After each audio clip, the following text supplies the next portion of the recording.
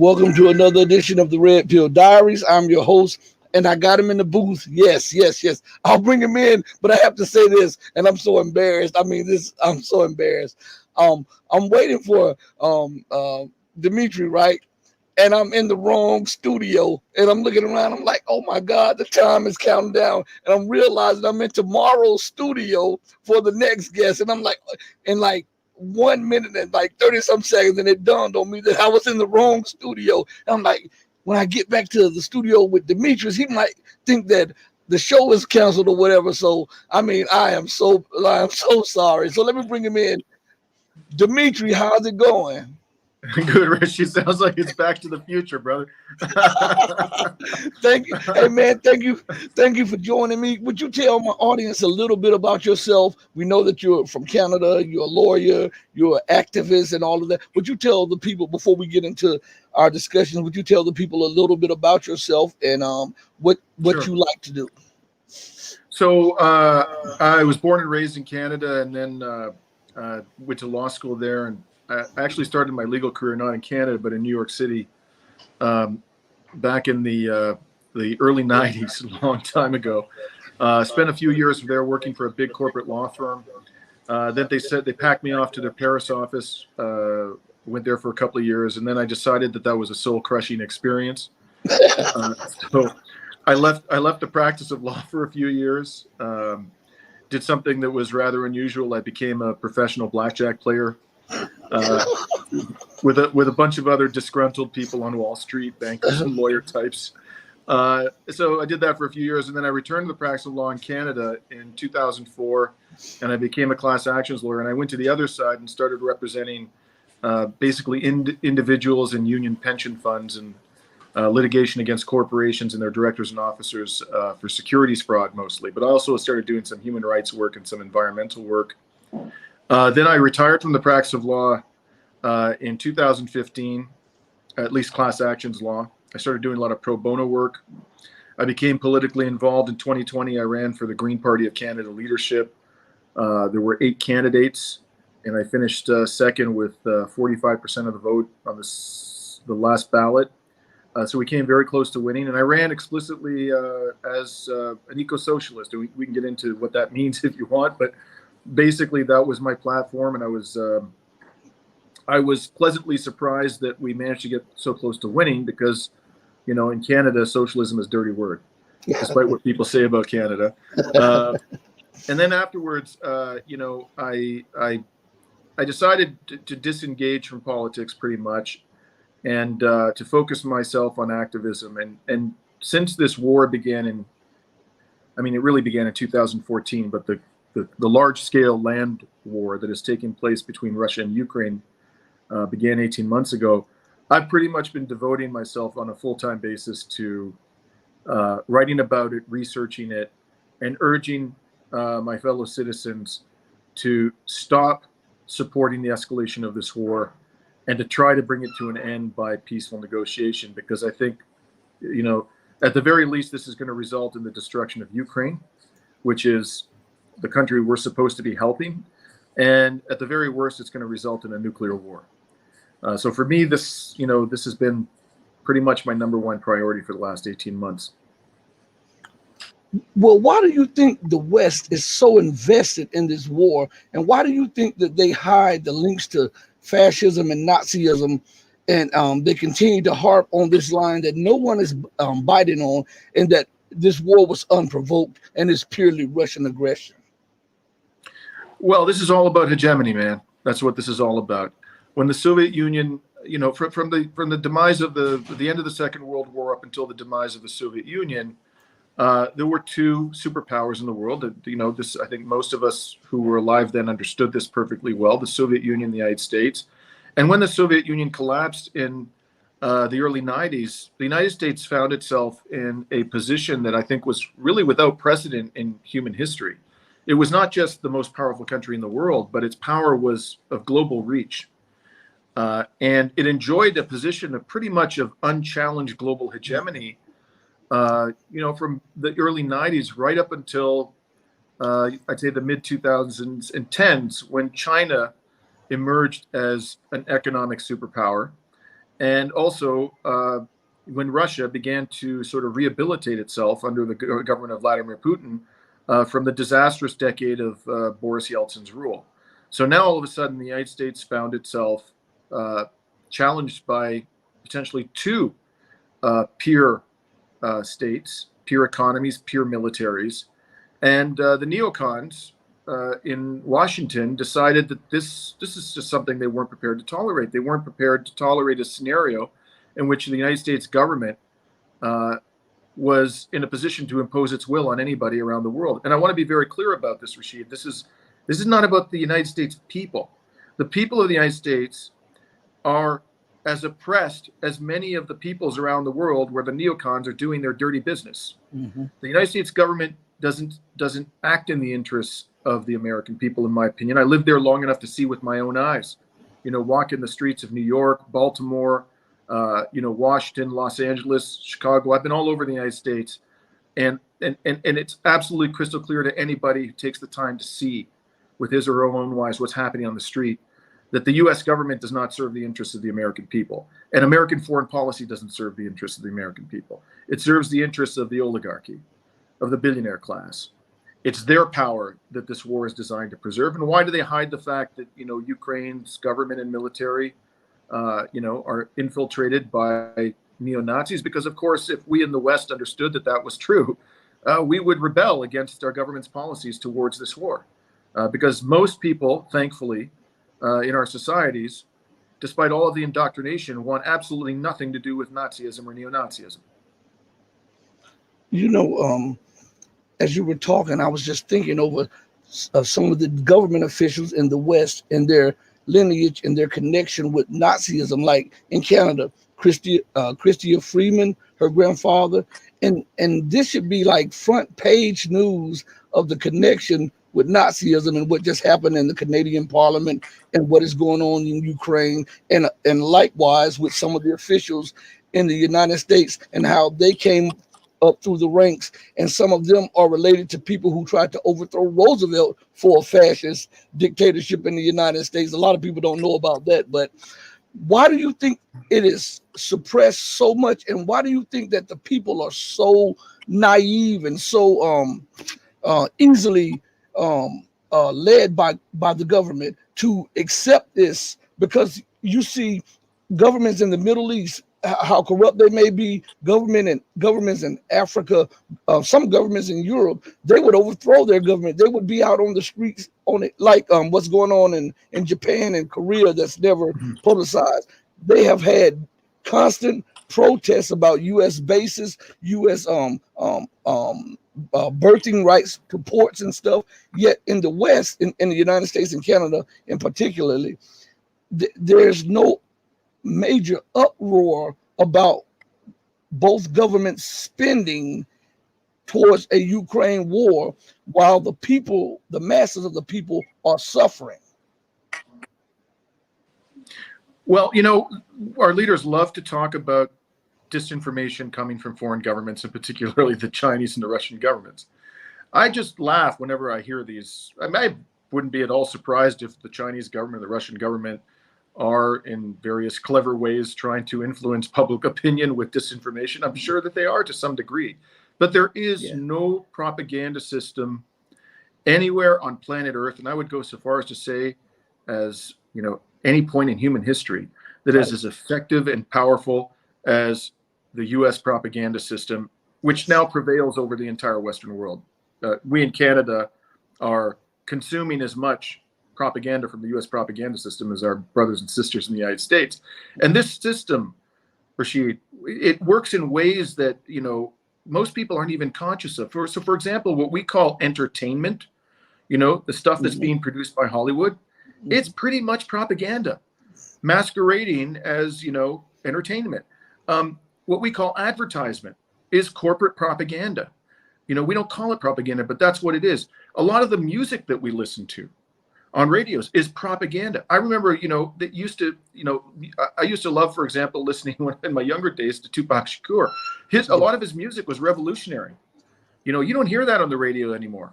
Right. Very, very little. I mean, there's almost no revolutionary music allowed on radio anymore. So we are being, even when you go to like you go into I go to watch Toronto Raptors from time to time in Toronto. You walk into the stadium, the Air Canada Centre, this big glitzy center, and you're just literally drowning in propaganda all around you. You're like a captive audience, and they're bombarding you between, every time that there's a stop in the action with corporate advertisements.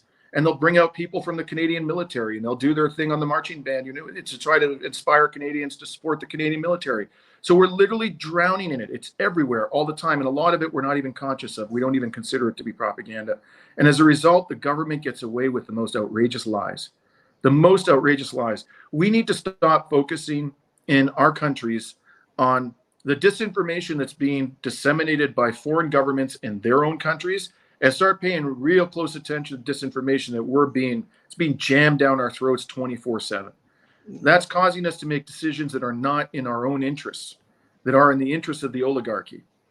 And that's got to come to an end if we're going to make any progress in our societies. I think about that, and you're hitting so many points. I think about how the United States says Russian government funded propaganda when it talks about news outlets or Chinese funded propaganda news outlets. And then you have US funded news outlets, but those are supposed to be free and balanced and fair. When the government dictates what's going on, they give you a certain amount in your budget that you have to that they allot for certain things to be said. And then there's a revolving door for government officials and military officials who leave their posts to become spokesmen and pundits and analysts on these TV and radio shows, and they don't consider that propaganda.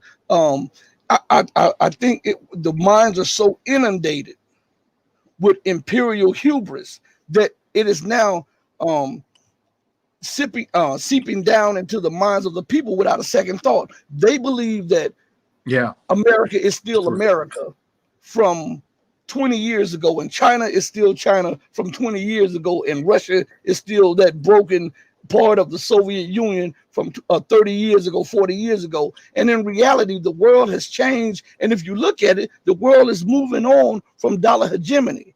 In saying that, could that be one of the main reasons, one of the main antagonists that is causing the Western world to lash out and stoke tensions on Russia's borders, on China's borders, on Iran's borders, to try to maintain that fleeting hegemony that it once had? Yeah, absolutely. In fact, one country you didn't mention, which I'm cognizant of it quite a bit nowadays because something that happened in Canada, and that's India. Our prime minister, before he absolutely disgraced himself by giving a standing ovation to an out-and-out Nazi in Canada's parliament, leveled an accusation against the government of India, the Modi government, that it had assassinated a Sikh activist on Canadian soil. Now, I've written an article about this, a long article, where I look in depth at the allegation and the so-called evidence that's been proffered by the Canadian government.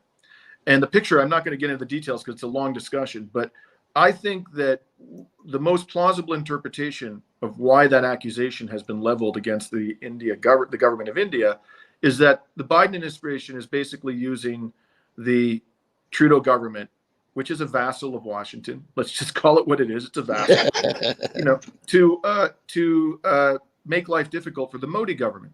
And the reason why Biden has an interest in doing that is because the Modi government has been enthusiastically participating in BRICS and the expansion of BRICS. Yes. The leaders of BRICS are talking,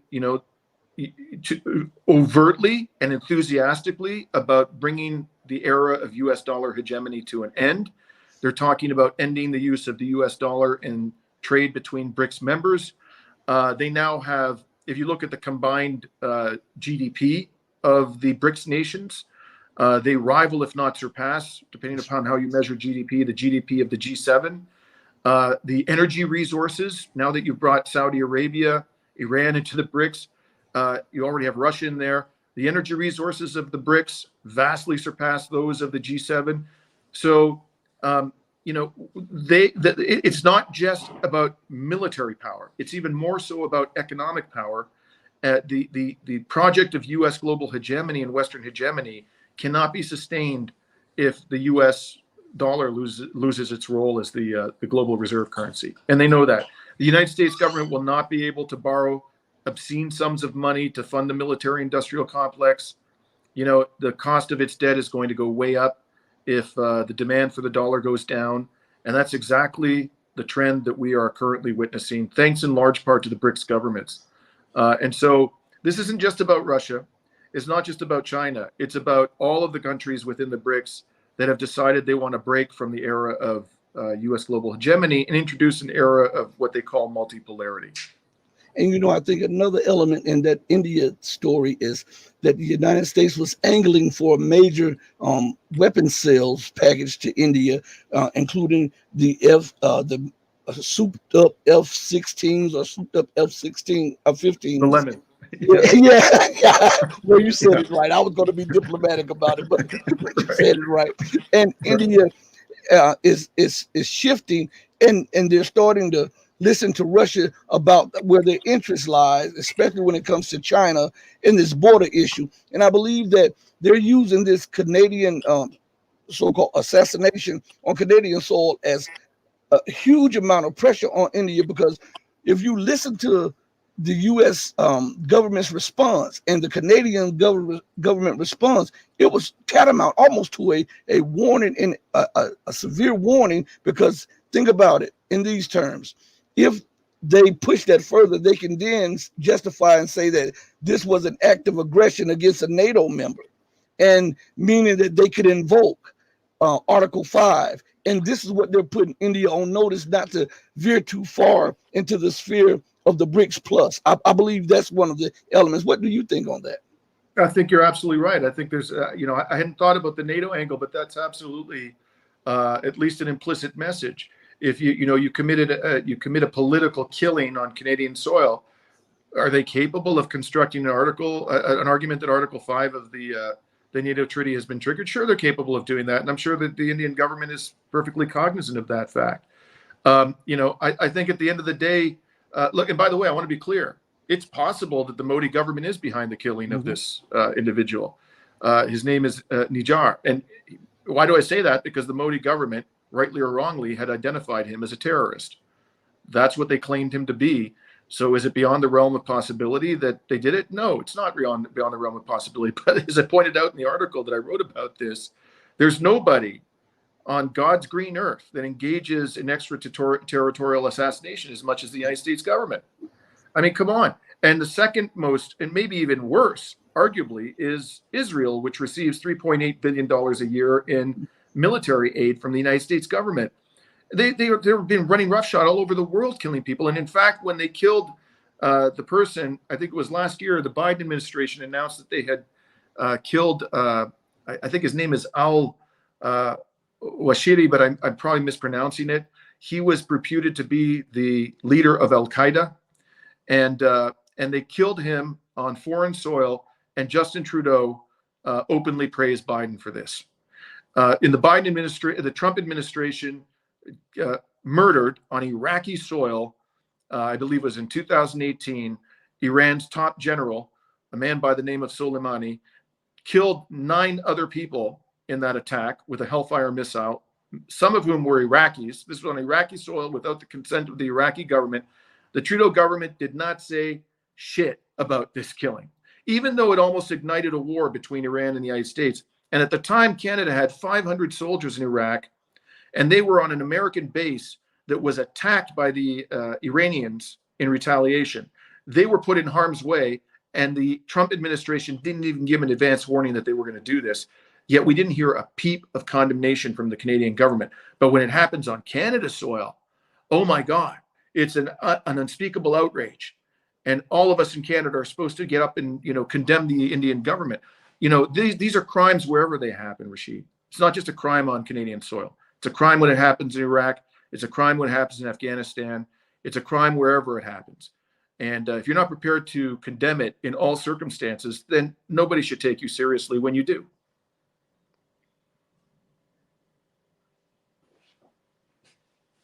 Mute my mic again. Okay. I think a lot of that goes to the hubris, the imperial hubris. Do as I say, not as I do. And if you do as I do, then we're going to bring pressure to bear to vilify you so that we can weaken you politically. I believe that's the mind state of the West, and they are trapped in this mind state, which is causing them to alienate the very people that keep them afloat through the buying of their bonds, their debt, which is absolutely insane to me. That is this is like this, Dimitri. I'm relying on you to pay my light bill. I'm relying on you to pay my mortgage. I'm relying on you to pay my car note and to give me money every month so that my family can eat and do other things. And every time you leave home, you find when you come back, you find that a window is broken. You look on your camera and see that I'm the one that came in and stole this and went out. Sooner or later, you're going to confront me about that, and then you're going to say, you know what? I have come to the realization that I just cannot help you anymore. And regardless of what you say, position that you're in, you don't want to be helped. So from this point on, I'm cutting you off.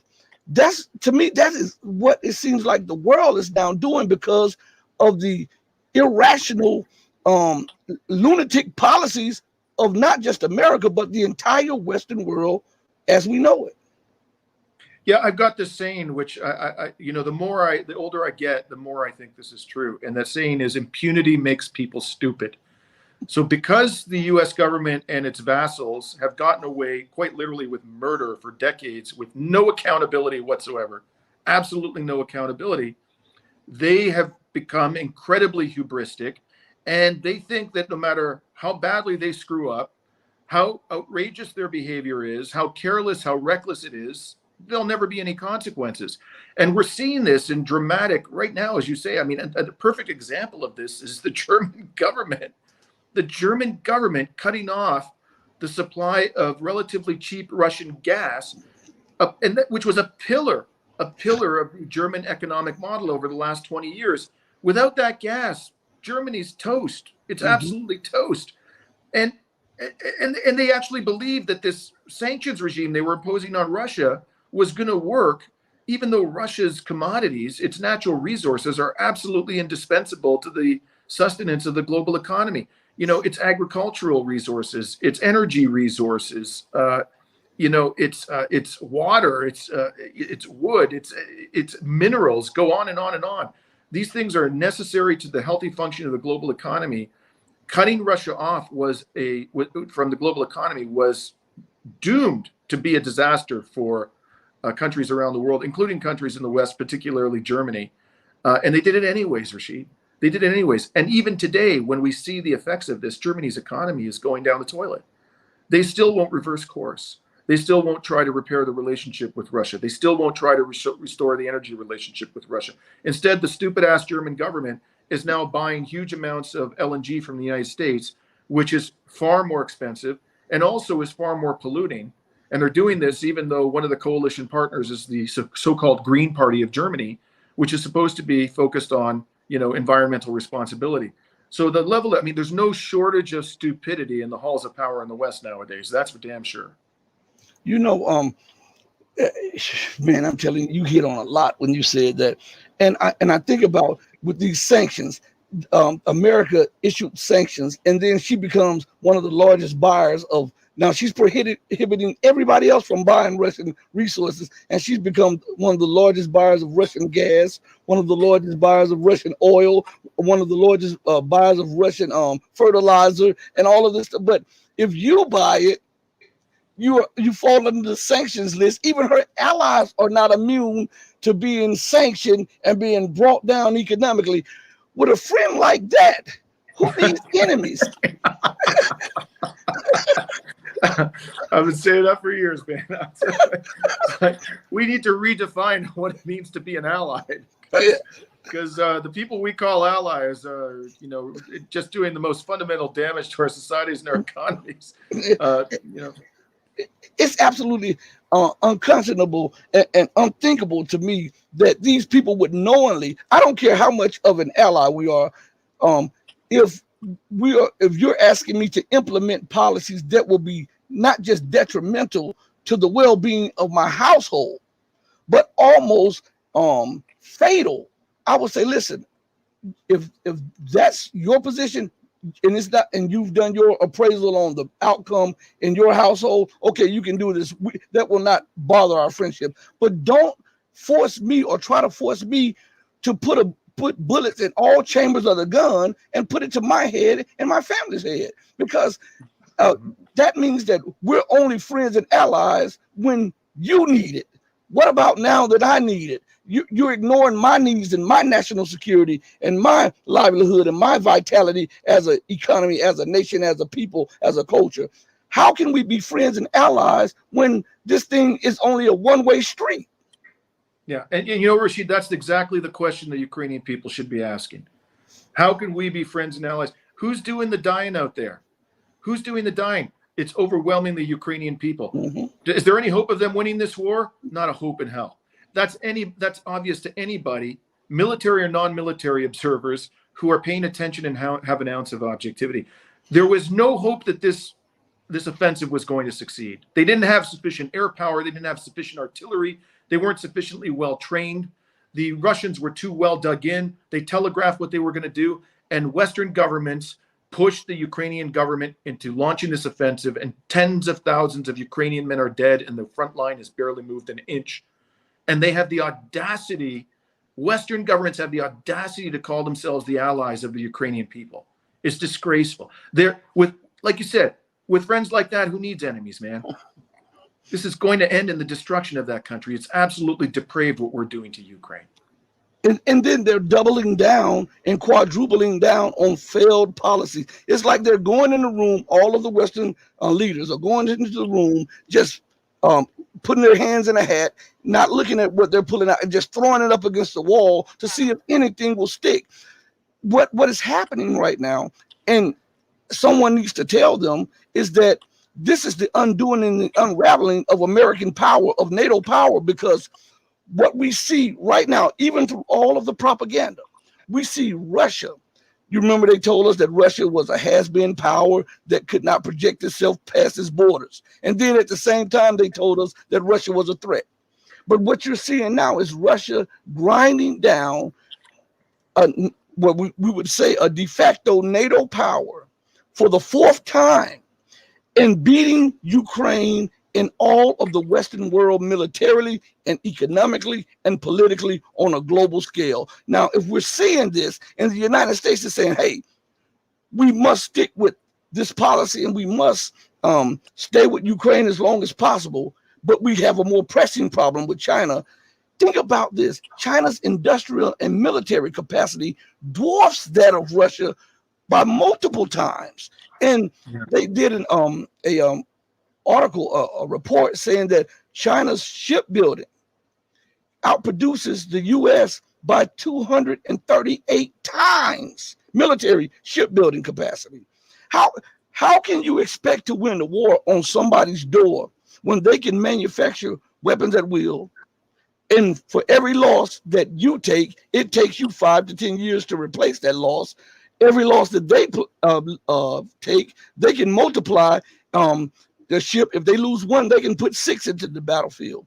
And they're on their home turf. Plus, they're your largest financer, your largest banker, your largest manufacturer, your largest trade partner. And 93 to 95% of all goods on your shelves come from them. How can you even think that you can wage an effective war against a power like that? Totally, absolutely. And by the way, if a war breaks out in the South China Sea because of its importance to international shipping, the global economy is going to be plunged into a depression just by virtue of that alone. And there's one other factor I would add to that excellent list that you gave of all the reasons why, it's insanity. It's insanity for the United States government to be talking about going to war with China. And that is that the Chinese military industry is largely state-owned. This is very important. This is one of the reasons, and that's also true of Russia, by the way. Russia's military budget before the invasion began in February of last year was less than 10% of the United States military budget. It was something like 1/15 of NATO's military budget. And they're taking on the whole of NATO. The whole of NATO. They gave an amount of weaponry which on paper was worth the entire annual military budget of Russia. and Russia's still winning. Now, why? Why is this important that it's state-owned? Because that means that they're not trying to make a profit. Right. And so you can get, the amount of, you take two sets of military equipment, one is being produced by a state-owned enterprise and the other is being produced by a for-profit corporation that has been getting away with gouging the government for decades. You can be sure that on a dollar-for-dollar basis, the state-owned enterprises are going to produce a lot more weaponry. So even though on paper it appears that the United States and NATO have much larger military budgets than China and Russia, in fact, the differences are not nearly as great as appear. This accounts for the fact that they are unable to defeat even Russia. Can you imagine what would happen if they tried to take on Russia and China at the same time? I mean, they couldn't even beat the Taliban, for God's sake. I mean, come on.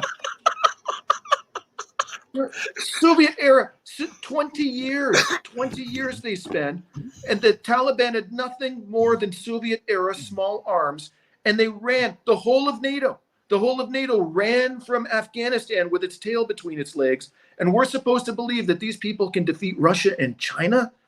I mean, come on, man. What planet do we live on? I mean, it's just common sense. It's common sense that this is a pipe dream. And what we need, Rashid, at the end of the day in the West is we need peaceful democratic regime change on a massive scale. We need to clean these bums out of office, because we go down this path, we continue to allow them to decide the future of our countries. There is no future for our countries. The military industrial complex is built on grift and washing the other person's hands and corruption and greed and bribery. The reason the U.S. military budget is so huge is because I was looking at one report. It was saying hammers they use in building certain things were like $200. Toilet seats were like $1,000. A screw was like $50 to $100. And then the government knows this, but the kickbacks, and they don't understand that this helps.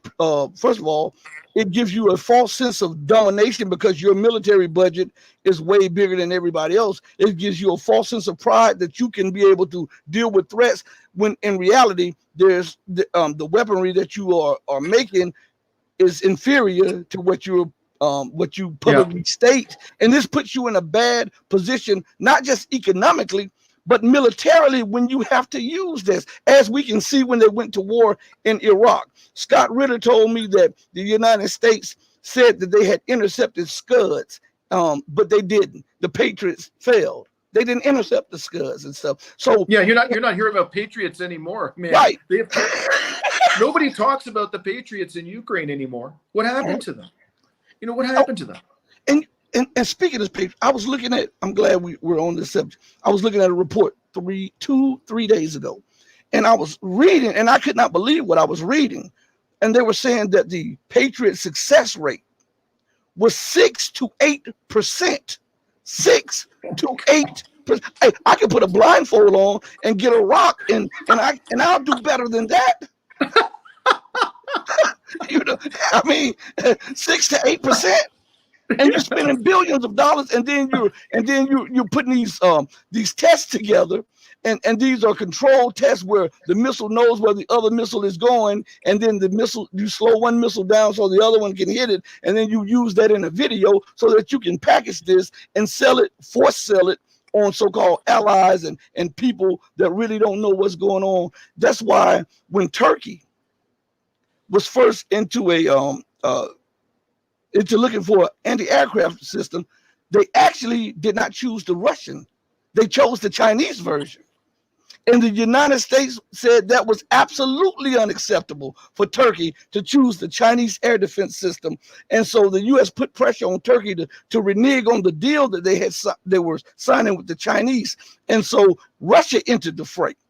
And Turkey knew that, hey, if I get these air defense systems from the West, I'm going to be in some trouble. So I'm just going to take this heat, and I'm going to get the Russian air defense system because those are the best in the world.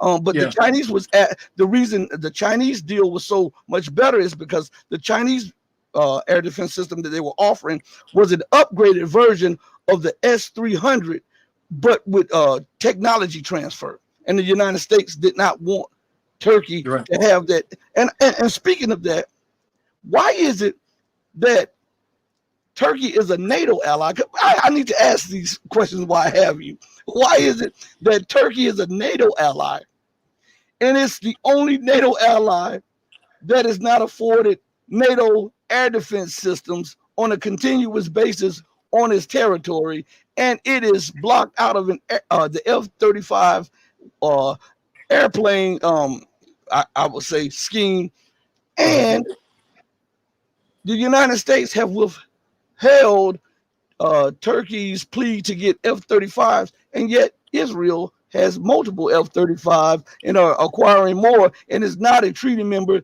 to NATO. How is it that I'm your NATO ally, which I am required to respond to any threat to you, but I'm saying that I have persistent threats here, and you are ignoring my national security issues? Could it be that I'm the only Muslim nation in NATO, and you don't want me to have that privilege that everybody else has? I mean, what is with this? Look, I think you hit the nail on the head, man. Like, you know, let's look at Turkey's relationship with the European Union. They were telling Turkey for years that they were going to let Turkey into the European Union, and they were blowing smoke up Turkey's ass. It was absolutely crystal. Now they're not even in negotiations about it anymore, because it became absolutely crystal clear that they weren't going to let Turkey into the European Union. Why didn't they do that? Might it have something to do with the fact that Turkey is a predominantly Muslim country? I think so. And that would be a perfectly plausible explanation for why they're depriving Turkey of certain so-called advanced weapons that they're prepared to sell to countries in Western Europe and elsewhere that are not predominantly Muslim. I think there's a fundamental element of, you know, white supremacy and Christian supremacy in all of this. We should never underestimate the degree to which that infects the thinking of people at the highest level of governments in the West. And so I think a good part of the reason why we're pursuing the policies we're pursuing in Ukraine is Russophobia. There's an intense hatred of the Russian people in the halls of power of the West. And this has been true for, you know, my entire lifetime, frankly. So that to me is the most plausible explanation. At the end of the day, you know, Turkey, I think if it was actually acting in its own long-term interest, I'm not even sure what the thinking is behind the Turkish government for remaining in NATO. Why are they in NATO now? Especially, I could understand that previously, but with the rise of the BRICS and the fact that it's very clear that the era of U.S. hegemony is coming to an end, and that there's a tremendous shift in both military, political, and economic power from the West to the East, now is the time for the Turkish people to look very seriously at redefining their relationship with the West, including and particularly NATO. Unfortunately, I don't see any indication of that in the Erdogan government. You know, I believe this about because I've seen certain little clues and signs. I believe that they're trying to get as much as they can from the West. They understand that they only serve this purpose. Turkey is the second largest and most powerful military in NATO.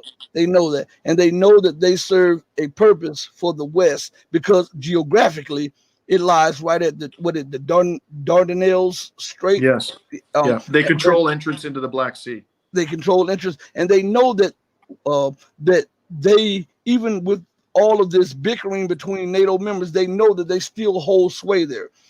But if you look beyond this, Turkey is integrating its economies with China, with Russia, with Iran, with the East. But you can't do it all at once, because look what happened 2 years ago, a year ago, when Turkey moved a little bit too fast. The United States waged currency war on the Turkish lira and started sanctioning Turkey's key industries, which started inflation to skyrocket across Turkey. So I believe they had to do a reappraisal. I'm not saying, I'm just giving you my observation of what I see going on. I don't think that Turkey will be a NATO member forever. I don't think that, because how can you, when you're a second class NATO citizen, when you're not afforded the rights and the weaponry that all of the other ones are afforded? Think about this, and we'll switch subjects to China and more things that are going on. But think about this. when the United States sold Turkey all of her F-16s, they wouldn't sell them the F-15 now. They only sold them the F-16s. They sold them with a friend or foe guidance on there. Turkey was the only NATO nation to be forced to buy them where they could not fire on NATO on any NATO ally or any Israeli warplanes. It took Turkish engineers to go around that and reroute that so that they would have the freedom to fire on anybody. So to me, that's telling me that you want me at an disadvantage to you and the rest of everybody. You want my military to be at a disadvantage just in case I buck up against you on some key issues. I won't be able to defend myself. I don't have air defense systems. My warplanes won't fire against you. So my skies would be yours for the taking. So I believe that the strategic thinkers know these things, but they have to buy their time, the same as they had to buy their time with the coup that took place, the NATO instigated coup. You know, they had to wait the snakes show the head, cut them in, cut the heads off. Your interpretation is entirely, I think it's very persuasive. I think that may well be what's going on. And I think the only other thing I would add to your excellent analysis is that in Turkey, there continues to be a sizable number of people who want to be Western oriented. They want the country to be Western oriented. And in fact, Erdogan, as you probably know, came very close to losing the most recent election. And the people who were opposed to Erdogan are predominantly Turks who are very Western oriented. So he also it's not just the external pressures, which you mentioned, but he's also got domestic political considerations to bear in mind. So maybe that is the long-term vision for the Turkish elite, that they see their country eventually gradually gravitating to the east. That certainly does seem to be the most sensible thing for them in the long term. Now, what is going on with Niger, with France, with Mali, with Gabon, with Burkina Faso? What is going on? It seems like it's been swept out of the news now that France didn't get its way. And again, I was reading an article, and I'm going to paraphrase a little bit. The French president said that in the next weeks to months, that they would remove all embassy staff. Now, they were supposed to have a minimum staff. Why would it take weeks and months to evacuate an embassy staff that is at its bare minimum? And on top of that, in closing in that statement, he said, and all military cooperation has stopped or ceased. And in months to the end of the year, we will bring troops home. Why can't you bring them home now when you're only supposed to have 1,500 there? First of all, this is again a great question. The fact that he's merely saying they're going to come home at all is a huge capitulation, because he wasn't saying that at the beginning. He's basically, you're not the legitimate government. We don't recognize you. We're not going anywhere. Not just the military personnel. Our diplomatic staff isn't going anywhere. Then people got in the streets. It started getting pretty hairy down there, I imagine, for the French diplomatic staff and the 1,000 or so soldiers who are in Niger. All of a sudden, you had irate Nigerians all around demanding that they leave the country. And behind the scenes, I don't know this for a fact, but I think this threat that ECOWAS, the economic community of West African states, made to intervene militarily to remove the coup government from power, it turned out to be a bunch of hot air. And it became increasingly apparent that the Western, I think those governments, by the way, in ECOWAS, a lot of them are concerned that they may be next. And that if they intervene militarily in Niger or Burkina Faso and any one of those countries, they may incite their own populations to turn on them.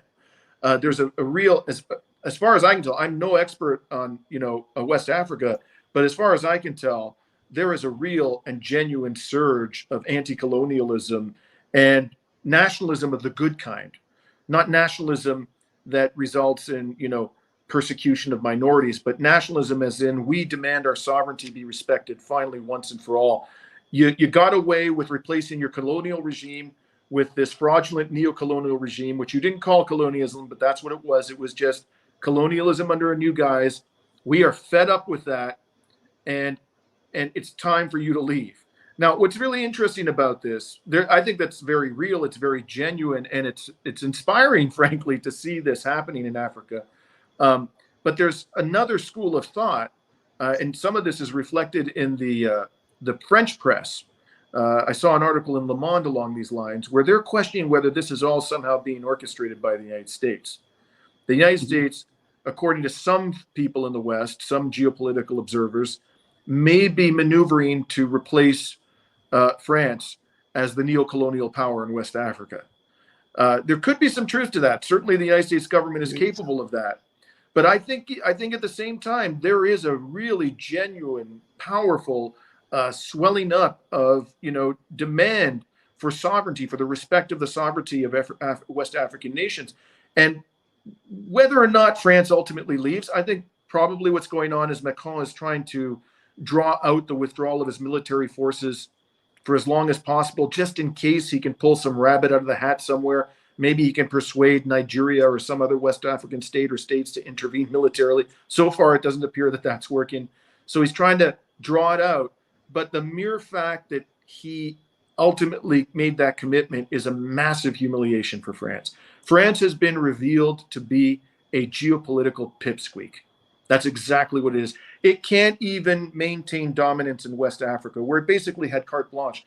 Another thing that was really interesting about this is that Algeria, which is for decades was a colony of France, as we all know, its government came out and said flatly that they weren't going to support any military intervention in Niger, which I'm sure left the Macron government deeply unhappy with the Algerian government. So in Algeria as well, they're showing a degree of independence, which is unusual, even by recent standards. And all of this, of course, to some degree, I think is being encouraged by what's happening globally, by the rise of the BRICS. African states now have alternatives. They can now look around and say, there are other countries we can do business with that aren't going to exploit us ruthlessly the way you did. So guess what? We don't want to do business with you anymore.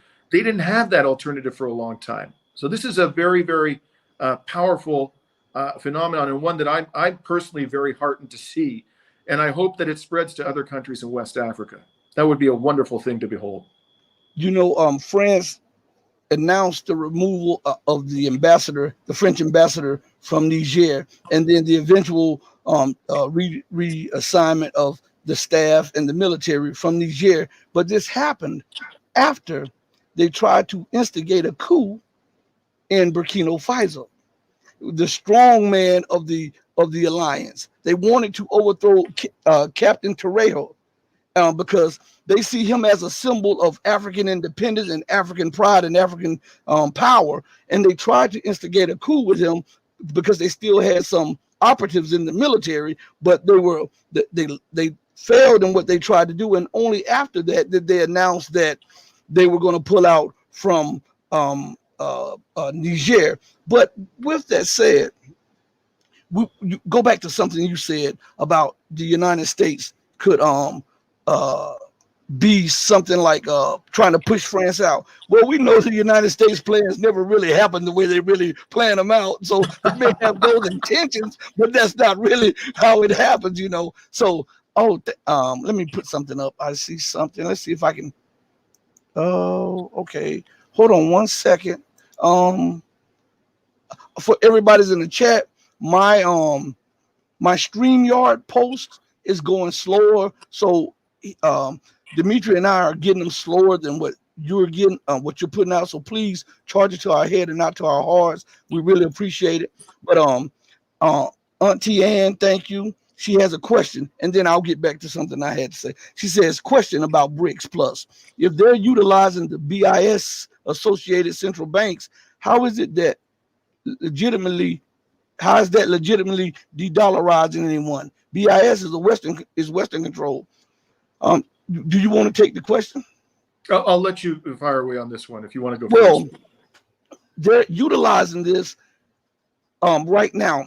If you go to an article, matter of fact, 2 articles came out. I believe it was yesterday or day before yesterday. One in Press TV and one in RT. One in Sputnik and one in Press TV.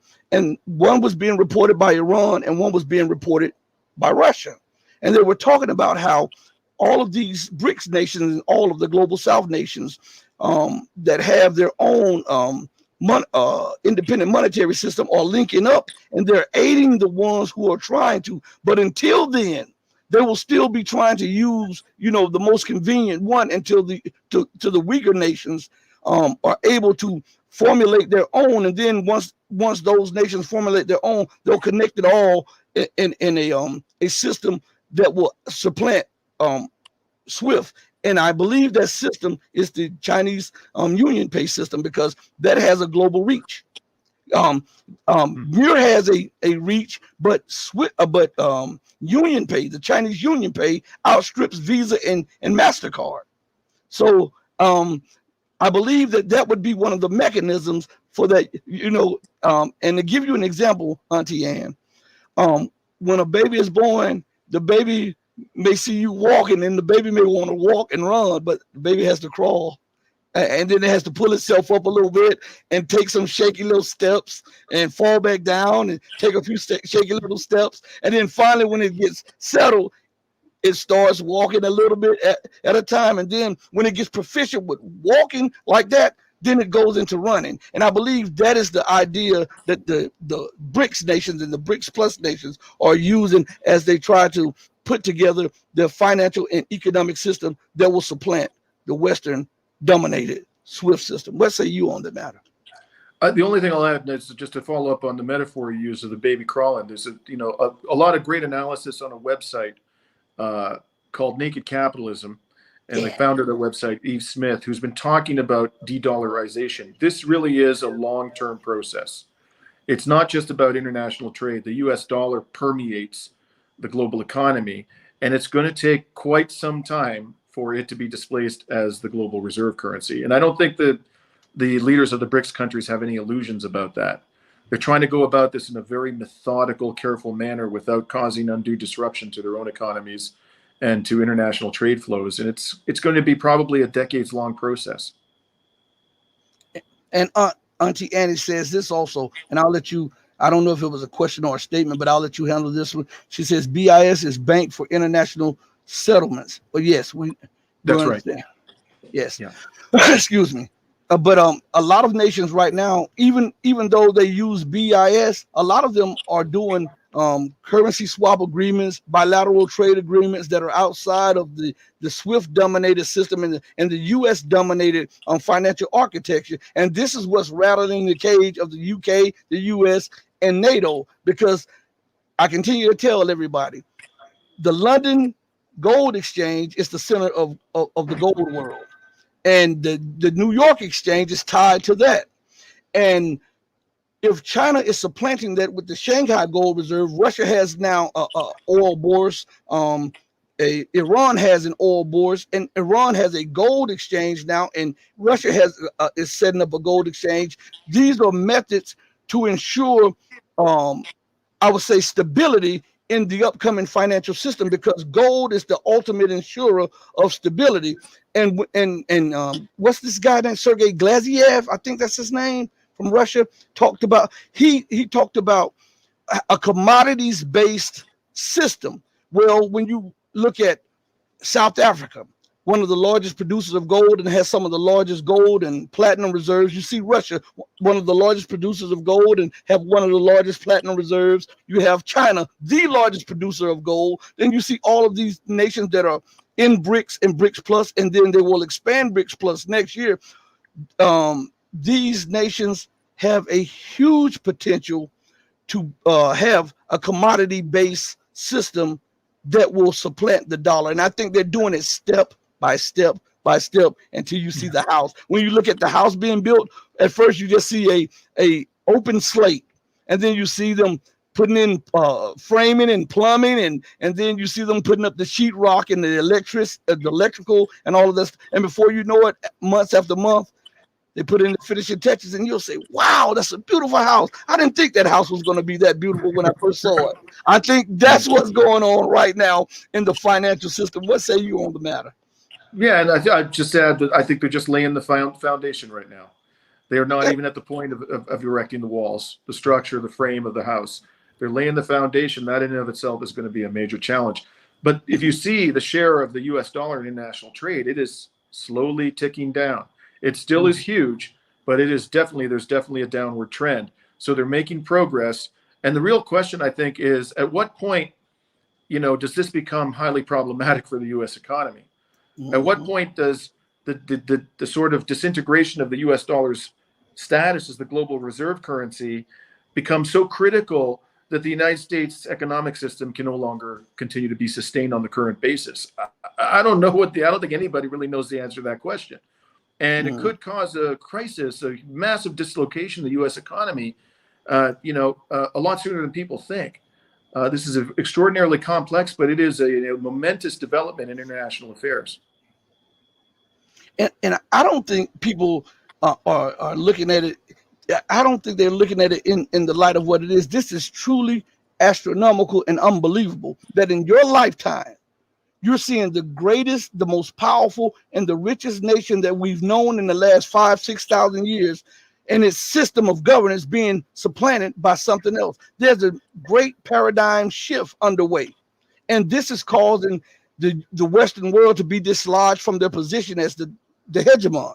This is causing them to lash out. And so they're throwing crap up against the wall to try to stop China's rise and breakout. They're trying to prevent Russia's reemergence on the global stage. They're trying to prevent Iran from growing from a global power into a global power, from a regional power to a global power. So, and they're trying to stop Africa from shaking off the shackles of neocolonialism. And I'm glad you said that because I was going to get to that. And it brought me back to something. So everybody talks about China being the manufacturer to the world, and because of its industrial base. What most people don't know, and Carl Zahr, who is a geopolitical analyst, is specifically and especially on Chinese and Asian affairs, he and I both agree that China set Africa up to be the manufacturing capacity or the manufacturing center for China. So America sees that, and they look. Africa has always been the memory gland of the West, and that's where when they got hungry, they went to suck from, and they needed resources from. And now with the emergence of leaders like Troy, I think I'm pronouncing his name wrong, but anyway, from Burkina Faso and all of these other leaders, it becomes a threat to Western hegemony because of the free or nearly free labor, brain power, and resources that France and the colonial powers extracted. I was looking at a report that said that France was extracting uranium for not just France, but for all of Europe. And they were paying pennies on the dollars. They were paying Niger $1. And when they took, I'm just giving you an example, $1. And they would go and they would sell it for $11 or refine it and sell it for even more. This is strong arm robbery. This is theft at the highest level. And when 80% of the people of Niger don't have electricity? I mean, this is like a step above enslavement. I mean, it's absolutely disgusting that this has been going on for so long. And, we should all be cheering the end of this grotesque exploitation of Africa. What they've done to Africa is absolute, appalling, disgusting. We should all hang our heads in shame in the West. Our wealth is built largely upon, we talk about our economic model as though it's superior. The reason why we have more wealth in the West is because we have a superior economic model. Actually, it has to do more with just brutal oppression and, rancid exploitation of peoples around the world, particularly in Africa. And also, of course, indigenous peoples in South America and North America, what we call North and South America today. That's where the wealth of the West largely comes from. And the world is waking up to this now. And they've had enough of it. And they have alternatives. So I think the writing is on the wall. Western hegemony is over. The only problem is that they haven't realized this yet in the halls of power of the West. And they're, like you said, they're throwing shit up on the wall and hoping something sticks. I want to play a clip for you. And I know time may be limited for you, but I want to play a clip for you. And I played this clip about maybe 10 shows ago. And I want to share this with you because I want you to see the former Greek minister he's being questioned about China's presence in Africa, and this Western so-called journalist or reporter is outraged. Now they're not outraged when France goes in there. They're not outraged when Italy and Spain and the UK and the US and Canada and Germany goes in there, because Canada, I might add, has a military base in Africa also. But they're outraged that China has gone into Africa and built up high-speed railway infrastructure, colleges. They're doing transfer of technology. They're training engineers, scientists, doctors, lawyers, and stuff like that. They're outraged over that, and they call it a debt trap. But I want you to listen to how this Greek former minister puts this person into is put the whole thing in its proper perspective and literally shuts up the Western journalists, because this is priceless here. So here we are right here. Let me play. They're in Africa. They're lending money to countries to build ports and different infrastructure. To build what? Port. And harbors. what's wrong with that? And well, because countries that need ports get ports. But they're making people dependent on. I mean, I know it's the same thing that we've done, which is no, it's horrible not. Around the world. They are far more humanistic than the United States ever was. Really? Welcome to Candid Africa, truthful and unapologetic. I'm been very concerned lately about China. They are now all over Africa, buying things and investing over there and getting those countries dependent on them and supporting, non-democratic people. And I'm just like wondering, whom? Well, we are in a country that supports Saudi Arabia. Yes, that's true. Right. So suddenly we have a problem with, superpowers supporting non-democratic people. Yes, yes, I do. They're in Africa. They're lending money to countries to build ports and different infrastructure. To build what? Port. And harbors. what's wrong with that? And well, because countries that need ports get ports. But they're making people dependent on. I know it's the same thing that we've done, which is no, it's horrible not. Around the world. They are far more humanistic than the United States ever was. Really? Okay. Absolutely. Great. So. Let me give you an example. Of course, they are peddling for influence. Yeah. Yeah. But they are non-interventionist. Absolutely non-interventionist in a way that Europeans, the West, has never managed to fathom. When it comes to the influence of China outside its borders, I have to say, firstly, it's quite remarkable that they don't seem to have any military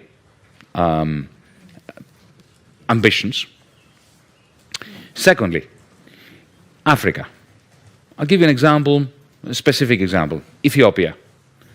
2004, because I happened to be there and I have some first-hand experience of it. They went into Ethiopia. I'll tell you why they went into Ethiopia, because they suspected there was oil. Because China is a major industrial power, but it lacks primary resources.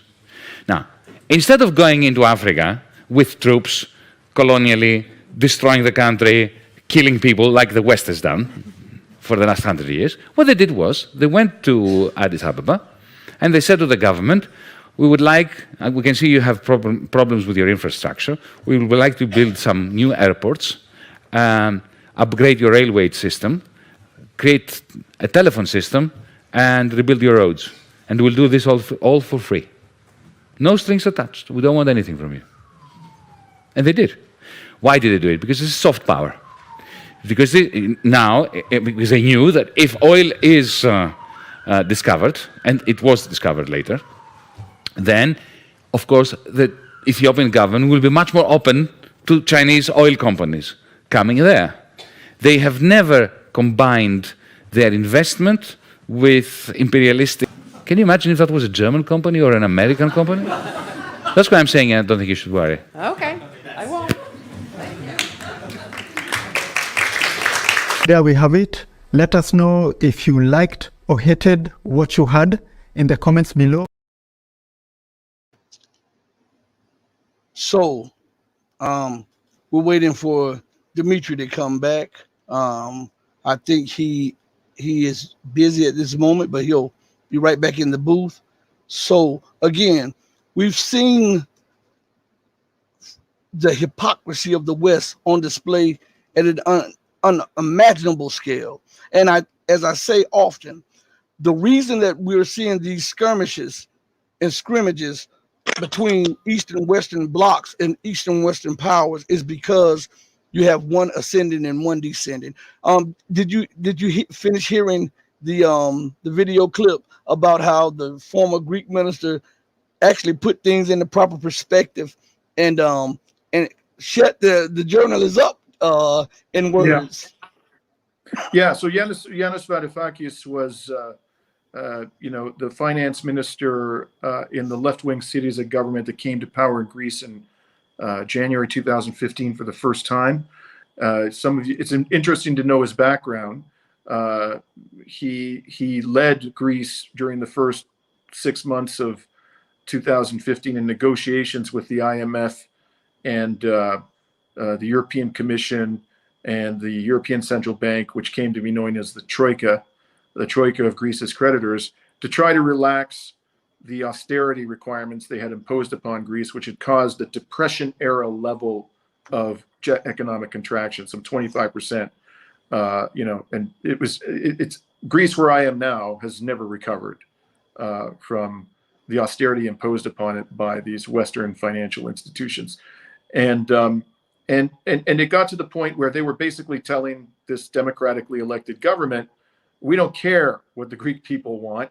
We know you ran on a platform of relaxing the austerity. We're just not interested in doing that. And then the prime minister of Greece, the leader of Syriza, held a referendum and on austerity, asking the Greek people, do you want to accept this or not? And the Greek people, to the amazement of a lot of observers, including myself, overwhelmingly voted no, even though they were being threatened with expulsion from the European, the Eurozone, and the devastation of their economy. And the next day, the day after the referendum, Tsipras just went ahead and agreed to even worse austerity. The prime minister of Greece, who had been elected on an anti-austerity platform, agreed to even worse austerity than the Greek people had rejected in the referendum. And that very day, that man you just saw on the screen, Yanis Varoufakis, resigned as the finance minister of Greece. This man knows very well what colonialism and exploitation is all about and how Western financial institutions actually work. He speaks from experience. He also, by the way, is somebody who describes himself as an erratic Marxist, whatever that means. But he clearly has, a very powerful critique of Western hegemony and the capitalist economic system that prevails over much of the world. So I completely agree with everything that he said. And I think what's most remarkable, I'm not surprised by anything that Yanis Varoufakis said in that clip. What I think is most remarkable is the sheer ignorance of the person he was speaking to. God. This person needs to stop drinking the Kool-Aid. She's literally drunk on it. I mean, it's embarrassing that people show up at events and ask, in the West and ask questions like that. They just to show, they're simply, they're placing complete faith in the media narratives that are being peddled to them, even though we have a mountain of evidence that the media systematically lies to us about what's happening in the world. And that's, that's sad. Sad to see that. I'm sorry. I really need to go, Rashid. I was getting ready to thank you for coming on. We'll do this again. Thank you so much. You've extended it 10 minutes further than what you should have, but thank you so much, and I really appreciate it. I'll contact you. I'll send you a copy of the video. Hey, man, be blessed and be safe. Thank you. It's a pleasure for having me on. I'd love to talk to you anytime. Let me know. All right. Be blessed, man. Everybody, listen. Thank you all. Hit the like button. Hit the like button. It doesn't cost anything to hit the button and share the thing. If you don't like the show, hit the dislike button. And I would like to sit here and talk to you for a few minutes before we go off the air. I would like to ask you to subscribe, to like, to share, to comment, to be a part of the chat. And if you're able to join the Patreon, to join the locals. It's free. The locals is free. You can join the Rumble Also, you can become a channel member. Now, listen, we're going to try to start doing something. If we can figure out we've been having problems, we want to start streaming exclusively to Rumble at least one time a week, and we're working on that. And we want to start streaming at least one time a week to locals exclusively. So we're working on that also. And we want you to be a part of that, and don't miss that. Both are free. So go to the Rumble, go to the locals and join the empowerment of truth.locals.com and go to rumble.com/the Red Pill Diaries. But anyway, we're not done yet, so don't leave, okay? I want to address something. I saw something in the news. Now, there is a an article out in RT. And this article says Ukraine has no chance without U.S. This is what the MP says. Kiev should commit to joining Washington's wars abroad in exchange for continued military assistance, Alexei Goncharenko says. Now, stop right there for a minute. Wars abroad. First of all, how are you going to do that when you're hemorrhaging manpower from lack of manpower? How can you join Washington wars abroad when Washington supplies you with weapons and they are telling you that they can no longer supply you with weapons? When the entirety of NATO can no longer supply you with a unlimited stream of weapons that seem to not work as well as advertised. So on one hand, you're saying that, hey, we need Washington's help. We cannot win without Washington. And in exchange for that, we'll go on all of your military escapades around the world and do as you say.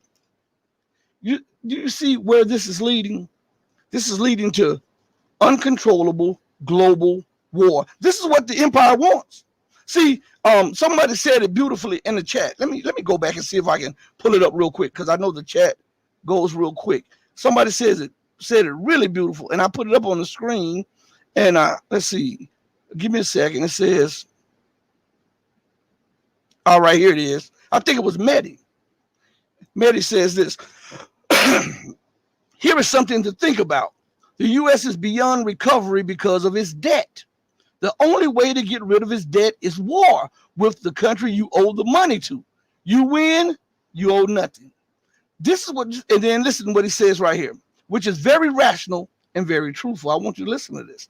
He follows it up with this. You lose, your economy was going to crash anyway. That's how these people think. That is absolutely a mic drop moment, because that is absolutely their way of thinking. This is why they are so hell-bent on waging war with China. They're at the blackjack table, and they've been losing, constantly. I gotta take my children's college fund, maybe, and they lose the children's college fund. Or I gotta take my 401k fund. They're losing that. They have their car. They've pawned the car. Now, the only thing they have left to try to salvage their livelihood, or else take the gun to their head, boom, is to now put the house note up on the blackjack table, and you're saying, oh, I know I got it this time. I finally realized. I know I lost the other time, but I finally got it. I got the system. And if I hit this one time, it'll all be worth it, because listen, if I don't hit it, I lose everything. I lose my family. I lose my house. I lose my 401k. I lose my retirement. I lose everything. Everything. That is the mind state that these people have. And Mehdi summed it up so precise and perfectly that it's a mic drop moment. You have to think about that. This is why the policies are so irrational. So knee-jerk responses, out of the blue responses to everything. On the one hand, you send Janet Yellen to China to beg for them to buy debt. And then while Janet Yellen is about to leave China, you send warships through the Taiwan Strait.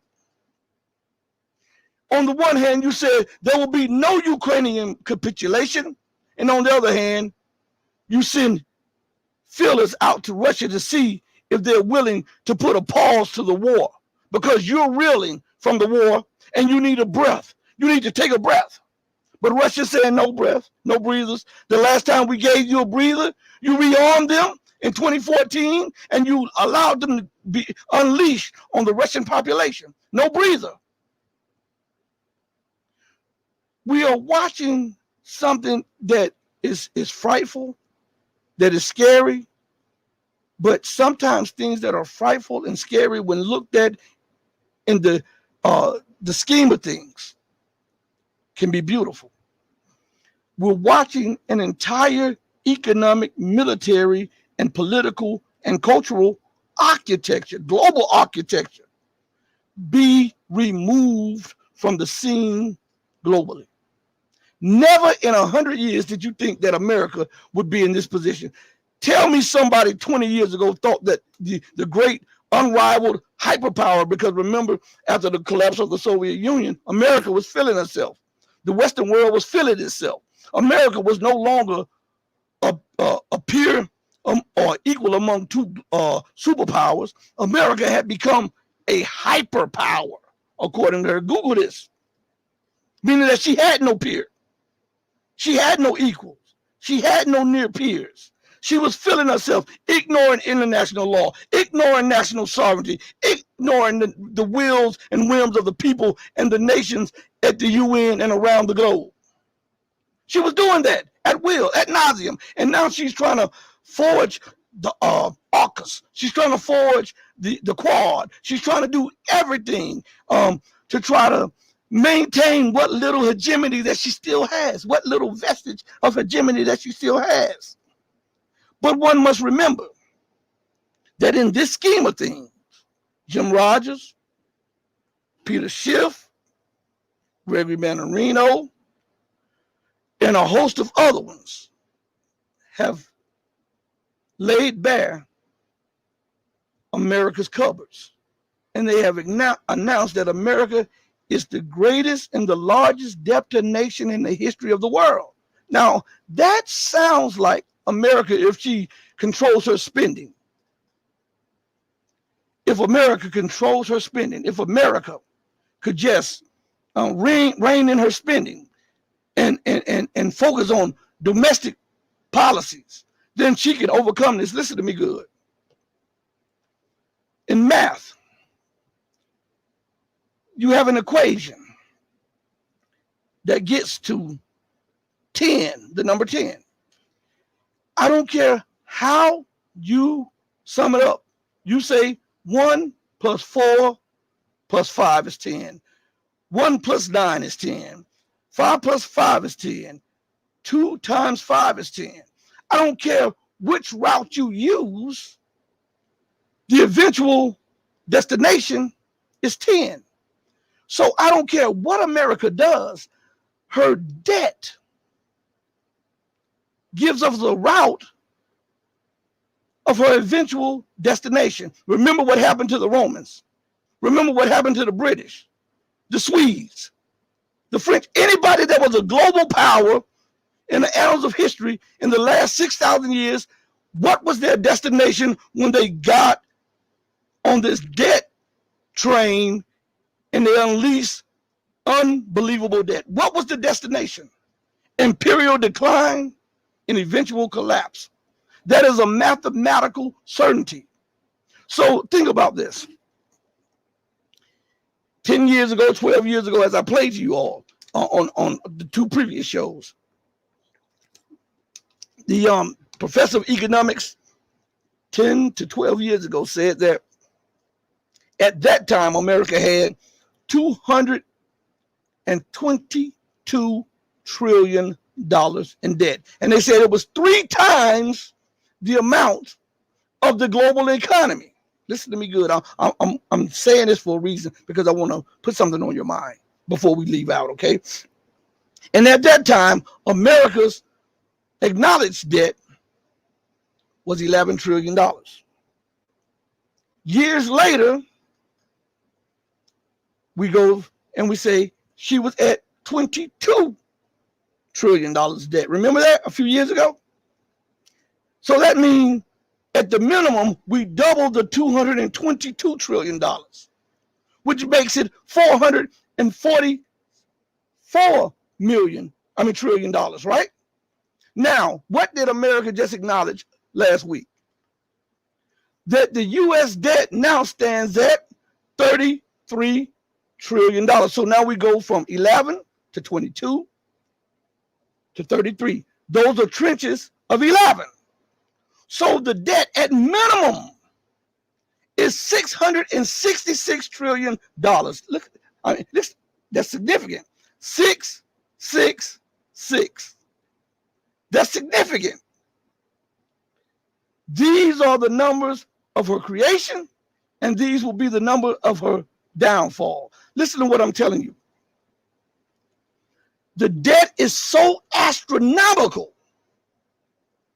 that if you put all of the global economies together, all of the economies around the world, just that alone would lap that multiple times. So America she's in a box. She's damned if she does, and she's damned if she doesn't. But she feels that her only chance, and this is a Hail Mary, like this is football. Let me give you an analysis. Analogy, excuse me. At the end of the football game, you're down, and it's 2 minutes to go. You're down by 10, and you know you need a touchdown, which is 6 points, and a field goal, which is 1 point or a 2-point conversion, and then you want an onside kick so that you can recover the ball and go for a field goal so you can tie the game, or maybe you go for a Hail Mary and you can win the game. But you have no timeouts. You're at the 1 yard line and you got to go 99 yards. And you're saying, hey, but we can do this if we do X, Y, and Z. But listen, that's dependent on the powers outside of your grasp. You know in your mind that it's over, but you're trying to rationalize it with yourself and with your team that, hey, we can win this. It's 2 seconds left on the clock. You're down by 10 points. And you got to march 99 yards with no timeouts. This is the position that America finds herself in economically. Because no matter if every nation in the world join hands and gives their GDP to the United States, her debt is so astronomical that it will lap the GDP of the globe multiple times over. And we're not even talking about the derivative market, which are bets on top of bets. Listen what the derivative market is. And you don't tell me whether or not that what we're in right now is a justification for the removal of this financial and political system globally. The derivative markets are bets on debt. They're bets on bets on bets on bets on debt. I'm going to say that again. They're bets on debt. They're bets on bets on bets on bets on bets on debt. I know that's hard to grasp, but that's what it is.